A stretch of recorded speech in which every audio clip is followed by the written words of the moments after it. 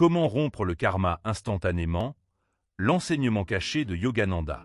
Mon cher être, aujourd'hui je veux t'inviter à un voyage profond, un voyage qui n'est pas vers un lieu physique, mais vers la racine même de ton existence, vers le cœur silencieux où le karma naît et où il peut aussi être dissous. Beaucoup de personnes croient que le karma est un fardeau inévitable, une sorte de punition imposée par un juge cosmique. Elles s'imaginent que chaque action négative sera enregistrée dans un livre et qu'elles devront tôt ou tard la payer par la souffrance. Mais en réalité, le karma n'est pas une punition, ni une récompense, ni une condamnation. Le karma est simplement la loi naturelle de cause et d'effet. De même que le cultivateur sème des graines de blé et récolte ensuite du blé. Ainsi chaque pensée, chaque parole, chaque action qui surgit de ton intérieur devient une graine qui donnera inévitablement des fruits dans ta vie. Imagine un instant que ton esprit est un champ immense, un champ fertile qui ne se repose jamais. Chaque jour, avec chaque pensée, avec chaque émotion, avec chaque geste, tu plantes des graines dans ce champ. Certaines sont des graines d'amour, de patience, de compassion. D'autres sont des graines de peur, de colère, de ressentiment. Et même si souvent tu n'es pas conscient de ce que tu sèmes, le champ n'oublie jamais. Le champ reçoit chaque graine et, tôt ou tard, fera germer ce que tu y as déposé. Voilà le mystère du karma. Peu importe que tu y crois ou non, peu importe que tu le comprennes ou non. Il fonctionne toujours, de manière exacte, comme la gravité. Si tu lances une pierre en l'air, elle retombera. Si tu envoies une graine de haine, tu récolteras de la souffrance. Si tu sèmes la bonté, tôt ou tard, la bonté reviendra à toi. Le plus beau et en même temps le plus difficile avec le karma est qu'il ne se limite pas aux actions visibles. Il ne s'agit pas seulement de ce que tu fais avec tes mains ou avec tes paroles. Le karma le plus puissant se génère dans le silence de ton esprit. Ce murmure constant, ces opinions que tu ne prononces jamais, ces critiques que tu te répètes intérieurement, ces jugements que tu lances en secret vers les autres. Tout cela, même si cela paraît invisible, est une énergie vivante qui voyage vers l'univers, touche l'âme de la personne à qui tu adresses ta pensée et revient ensuite vers toi, chargée de la même vibration que tu as envoyée. Et voici le grand danger. Avec tes mots, peut-être blesses-tu quelqu'un une fois, avec tes mains peut-être une seule fois dans toute une vie. Mais avec ton esprit, tu peux blesser la même personne des centaines de fois en une seule journée. C'est cela le karma de la pensée, silencieux, invisible et pourtant plus fort que n'importe quelle chaîne de fer. Permets-moi de te donner un exemple simple. Peut-être qu'un collègue de travail a commis une erreur et tu souris avec courtoisie. Tu ne dis rien, tu ne le réprimandes pas. Mais dans ton esprit, encore et encore, tu répètes « Quel maladroit, quel inutile, comment peut-il se tromper autant ?» Tu crois que ces phrases internes sont inoffensives, parce que personne ne les entend. Mais l'univers, lui, les entend.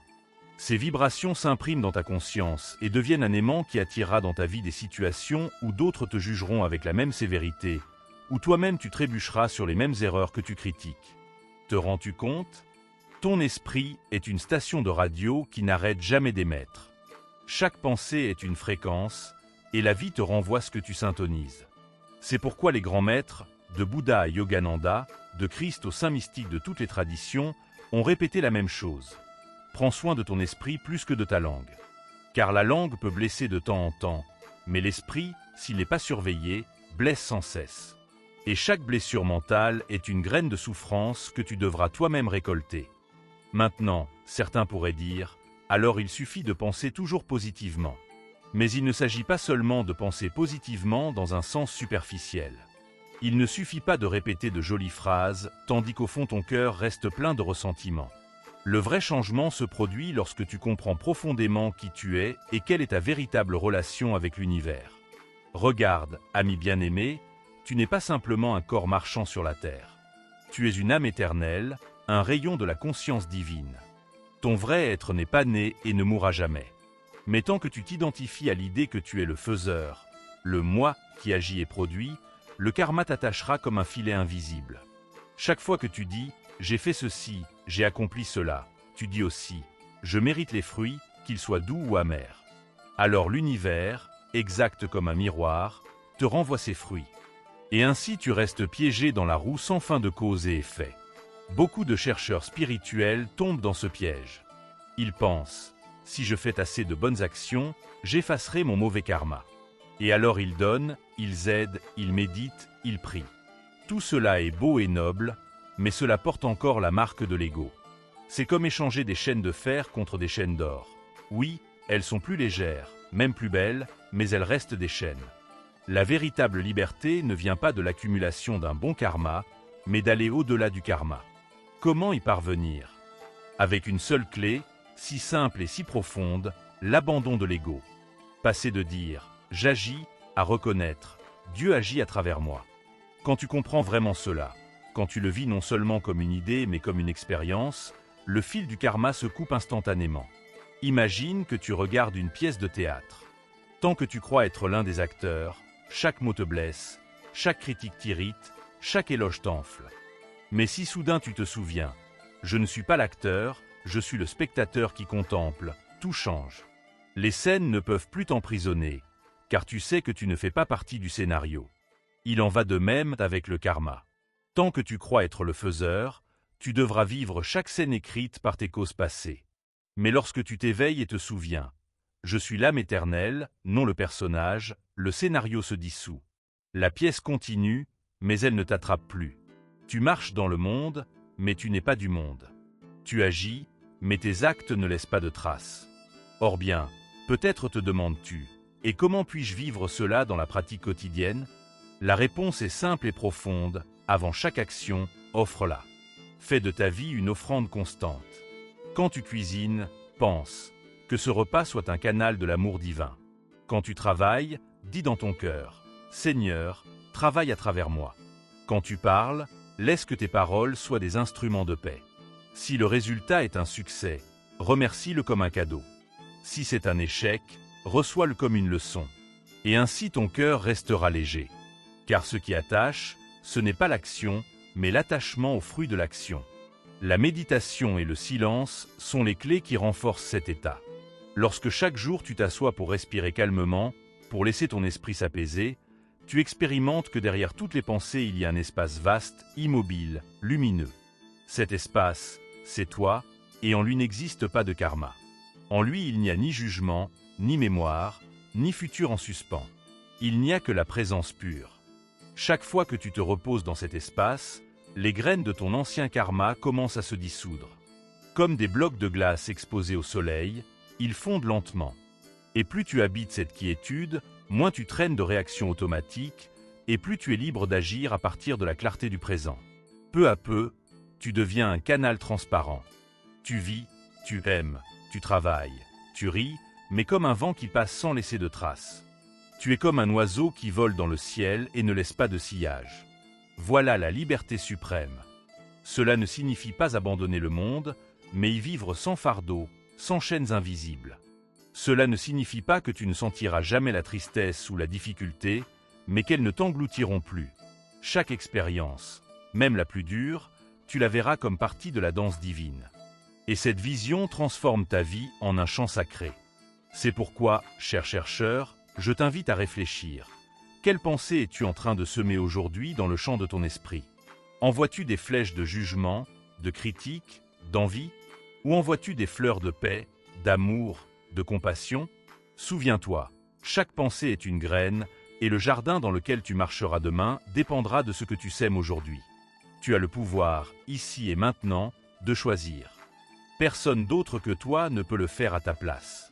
Tu n'as pas besoin de permission, tu n'as pas besoin d'attendre une autre vie.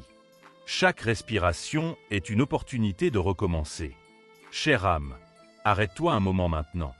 Observe une pensée qui traverse ton esprit. Si elle est sombre, ne te juge pas, change-la simplement. Au lieu de répéter une critique, envoie une bénédiction. Au lieu de souhaiter du mal, souhaite la paix. Au début, cela peut sembler un effort, comme tourner le gouvernail d'un lourd navire. Mais avec la pratique, cela devient naturel, léger, joyeux. Et chaque fois que tu choisis la lumière, tu ne transformes pas seulement ton destin, tu transformes aussi l'énergie du monde. Car ton esprit n'est pas une chambre fermée, c'est une lampe qui illumine l'univers. Ainsi commence la véritable liberté, non pas dans de grands gestes, mais dans de petits actes silencieux de conscience. Aujourd'hui même, avec un simple changement de pensée, tu peux briser des chaînes invisibles qui t'attachaient depuis des vies. Aujourd'hui même, tu peux commencer à vivre ce que tu es, une âme éternelle, libre, rayonnante, un canal de l'amour divin. Mon cher, continuons à marcher ensemble sur ce chemin de compréhension. Nous avons vu que le karma est comme une graine qui donne toujours un fruit, et que l'esprit est la terre où chaque jour nous semons sans nous en rendre compte. Mais maintenant je veux t'emmener plus profondément, vers le noyau où se cache le secret de la véritable libération. Car il ne suffit pas de comprendre le mécanisme du karma, nous devons découvrir comment l'arrêter à la racine, comment le transcender sans accumuler plus de chaînes, même si elles sont dorées. Permets-moi une image. Imagine un fleuve large, impétueux, qui coule sans cesse. Ce fleuve, ce sont tes pensées et tes actions passées, emportant avec elles toutes les graines que tu as semées. Parfois ces eaux sont douces, parfois tumultueuses, mais elles coulent toujours. La plupart des gens croient qu'ils doivent nager à contre-courant pendant des vies entières, purifiant peu à peu le fleuve. Et ainsi ils luttent, s'efforcent, font des pénitences, des œuvres de charité, des méditations intenses. Tout cela a de la valeur, mais ils sont encore dans le fleuve. L'eau les entraîne encore. La seule manière d'être libre n'est pas de lutter dans le fleuve, mais d'en sortir et de se tenir sur la rive. Et cette rive, c'est l'état de conscience où tu ne dis plus « j'agis », mais « Dieu agit à travers moi ». Quand tu arrives à cet abandon, tu cesses de t'identifier au nageur et tu reconnais que tu es le témoin, l'observateur immortel. Le fleuve peut continuer à couler, mais il ne t'entraîne plus. C'est là l'étape suprême, la clé que les grands maîtres ont gardée comme un trésor. Yogananda l'a appelé l'art de lâcher le sens du faiseur. D'autres l'ont appelé abandon à la volonté divine, d'autres encore union avec l'être suprême. Les noms changent, mais l'expérience est une. Laisser la vie s'écouler à travers toi sans t'en approprier. Je veux que tu penses à quelque chose. Combien de fois dans ta vie as-tu senti le poids de la culpabilité pour quelque chose que tu as dit ou fait? Combien de nuits as-tu passé à ressasser la même chose, te sentant prisonnier de tes erreurs? C'est le karma agissant dans ton esprit. Mais imagine qu'au lieu de t'accrocher à ce poids, tu reconnaisses en silence « Ce n'était pas moi seul, la vie a agi à travers moi, et maintenant j'offre cette action au divin. » À cet instant, le nœud se défait. L'action ne disparaît pas, les conséquences externes peuvent encore se manifester, mais intérieurement elles ne t'enchaînent plus. Parce que tu as lâché l'identification. Voilà la liberté. Le paradoxe, c'est qu'en t'abandonnant, tu ne deviens pas passif ni faible. Bien au contraire. Quand tu n'agis plus depuis l'ego, l'énergie divine coule à travers toi avec plus de force. Tes paroles ont du pouvoir, tes actions inspirent, ta présence rayonne la paix. Parce que ce n'est pas toi qui essaies de forcer la vie, c'est la vie elle-même qui s'exprime sans obstacle. Le soleil se force-t-il à briller? Le fleuve se force-t-il à couler? Non. Ils sont simplement ce qu'ils sont. Ainsi toi aussi, quand tu lâches le sens du faiseur, tu commences à vivre dans un état naturel, léger, puissant sans effort. Laisse-moi te donner un exemple de la vie quotidienne. Tu cuisines pour ta famille. Tu peux le faire de deux manières. La première, depuis l'ego, je cuisine, je fais un effort. J'espère qu'on me remerciera, j'espère que ce sera parfait. Dans ce cas, même si c'est un acte d'amour, tu sèmes des graines d'attente, d'attachement, de frustration possible. Mais si tu cuisines en pensant que cette nourriture soit une bénédiction, que l'énergie divine s'exprime à travers moi dans cet acte simple, alors ce même geste devient liberté. Le résultat ne t'attache plus parce que tu l'as offert avant de commencer. Tu vois, il ne s'agit pas de ce que tu fais, mais de comment tu le fais et depuis où tu le fais. Ce « depuis où » est la clé. La majorité des personnes agit depuis le petit moi, cet ego qui dit « mon effort, ma réussite, mon erreur, mon mérite ». Mais toi, tu peux agir depuis l'être, depuis l'espace de conscience qui observe et permet. Et quand tu le fais, toute ta vie se transforme. Le travail n'est plus une charge, il devient un service. Les relations ne sont plus des chaînes de désir ou de peur, elles deviennent des scènes où s'exprime l'amour inconditionnel. Même les problèmes cessent d'être des ennemis et deviennent des maîtres. Parce que tu sais que rien ne t'appartient et pourtant tout s'écoule à travers toi. Chère âme, je sais que ces paroles peuvent sembler simples, mais ce qui est profond est toujours simple. L'ego, avec son esprit compliqué, cherche des formules, des rituels, des doctrines complexes. Mais la vérité est directe comme la lumière du soleil. Il suffit d'un abandon sincère pour couper des chaînes que même 10 vies d'efforts ne pourraient couper. Et que signifie s'abandonner? Cela signifie cesser de résister. Cela signifie lâcher le contrôle illusoire et permettre à la vie d'être telle qu'elle est. Cela signifie reconnaître, à chaque respiration, ce n'est pas moi qui respire, c'est la vie qui respire à travers moi. Or, cela ne veut pas dire que tu deviens indifférent ou passif. Cela ne signifie pas croiser les bras et attendre que tout arrive. Au contraire, quand tu remets le sens du faiseur, tu peux agir avec plus d'intensité, avec plus de clarté, avec plus d'amour. Parce que tu n'agis plus par peur de l'échec, ni par obsession du succès. Tu agis pour la simple joie de participer à la danse divine. Et c'est l'action la plus puissante qui existe, car elle est libre de chaînes. Arrête-toi un instant et observe ta vie. Où sens-tu le plus d'attachement au résultat? Dans ton travail? Dans ta relation de couple? Dans ton chemin spirituel? C'est précisément là ton champ de pratique. Commence par offrir ces actions, ces domaines, au divin. Tu n'as pas besoin de grandes paroles. Un simple pensée silencieuse suffit. Ceci n'est pas à moi, ceci est à toi. Agis à travers moi. Fais-le chaque jour, avec de petits gestes. Et tu verras comment lentement ton cœur s'allège, ton esprit s'apaise, tes actes coulent sans effort. La méditation approfondit cet abandon. Parce que dans la méditation, tu découvres que, dans le silence, tu es déjà libre. Les pensées vont et viennent, comme des nuages dans le ciel. Mais le ciel n'est jamais touché par elles. De même, tu es la conscience immense dans laquelle le karma apparaît et disparaît. Tu n'es pas la pensée, ni l'émotion, ni même l'histoire de ta vie. Tu es l'espace dans lequel tout cela se produit. Et cet espace est intouchable, éternel, parfait. Quand tu expérimentes cela, ne serait-ce qu'un instant, tu sais que le karma n'a jamais été une prison réelle. Ce n'était qu'un rêve, et tu peux t'éveiller. Imagine ce que signifie vivre à partir de cet éveil. Tu n'accumules plus de chaînes, parce que chaque acte est offert. Tu ne portes plus le poids du passé, parce que tu sais que tu l'as remis.